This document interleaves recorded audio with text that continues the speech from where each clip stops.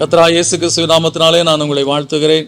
இந்த ஆசீர்வாதத்தின் விடியல் என்று சொல்லக்கூடிய இந்த நிகழ்ச்சியிலே இந்த காலை வேளையில் உங்களை சந்திப்பதில் மிகுந்த மகிழ்ச்சி அடைகிறேன்.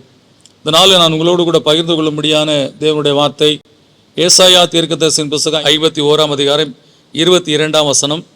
இதோ தத்தளிப்பின் பாத்திரத்தை உன் கையிலிருந்து நீக்கி போடுகிறேன் என்று சொல்லி கர்த்தர் நமக்கு இந்த கால வேளையில் வாக்கு பண்ணியிருக்கிறார். இதோ தத்தளிப்பின் பாத்திரத்தை உன் கையிலிருந்து நீக்கி போடுகிறேன். வாழ்க்கையில் பல நிலைகளிலே நாம் தத்தளிப்போடு கூட வாழுகிறோம். அமெரிக்கையாக வாழ்ந்திருப்போம், அமைதியாக வாழ்ந்திருப்போம், சுகமாக வாழ்ந்திருந்திருப்போம். இந்த தத்தளிப்பு என்று சொல்லக்கூடிய காரியத்துக்கு இடமே இல்லாதபடி சகல ஆசீர்வாதங்களோடு நாம் வாழ்ந்திருப்போம்.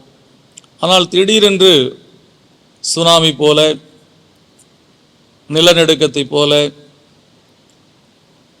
அல்லது பெருவெள்ளத்தை போல அல்லது ஒரு சூறை காற்றை போல வாழ்க்கையில் வரக்கூடிய பிரச்சனைகளினாலே நம்முடைய வாழ்க்கையானது தலைகீழாய் மாறி போய் விடுகிறது. தொழில் சம்பளித்து விடுகிறது. பிள்ளைகளை படிக்க வைக்க முடியவில்லை.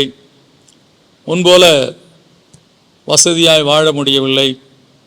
இப்படிப்பட்ட பல காரியங்கள் வரும்போது பிள்ளைகளுடைய எதிர்காலத்தை குறித்து, வாழ்க்கையினுடைய எதிர்காலம் எப்படி இருக்குமோ என்று சொல்லக்கூடிய காரியத்தில் நாம் தத்தளிப்புள்ளவர்களாய் காணப்படுகிறோம்.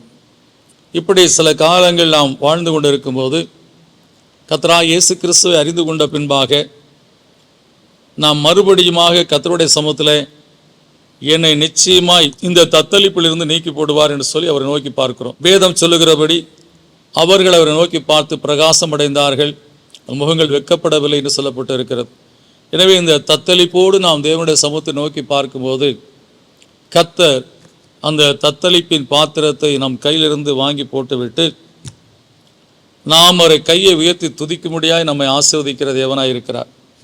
எனவே இன்றைக்கு உங்கள் வாழ்க்கையில் எந்த ஒரு காரியம் குறித்து உங்களுடைய கைகள் நடுங்குகிறதோ, இந்த இருதயம் படபடக்கிறதோ, நீங்கள் எதனாலே தத்தளிப்போடு இருக்கிறீர்களோ அதை கர்த்தர் அறிந்திருக்கிறார். அதை அவரிடத்தில் சொல்லுங்கள். இன்றைக்கு கர்த்தர் அந்த தத்தளிப்பை உங்களை விட்டு எடுத்து போடுவார். உங்கள் வாழ்க்கையை ஆசீர்வதிப்பார். இந்த வசனத்தின்படியாய் கர்த்தர் உங்களை ஆசீர்வதிப்பார். விசுவாசத்தோடு ஜெபிப்போம். நல்ல பிதாவே, நன்றியோடு உம்மை துதிக்கிறோம், சோதரிக்கிறோம்.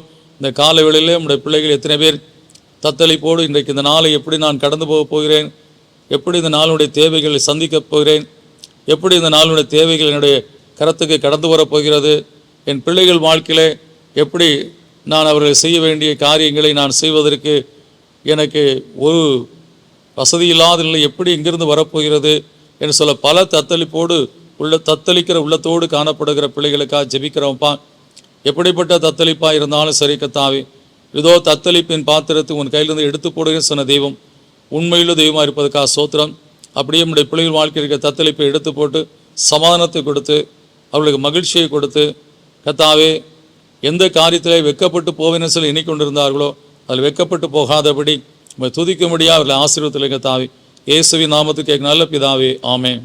கர்த்தர் சொல்லியிருக்கிறார்ல, தத்தளிப்பின் பாத்திரத்தை எடுத்து போடுவேன், உன் கையிலிருந்து எடுத்து போடுவேன், சொன்னதை செய்வார். விசுவாசத்தோடு அவருடைய சமூகத்தை நோக்கி பாருங்கள். உங்களுடைய முகம் பிரகாசிக்கும்படி ஆசீர்வதிப்பார். God bless you.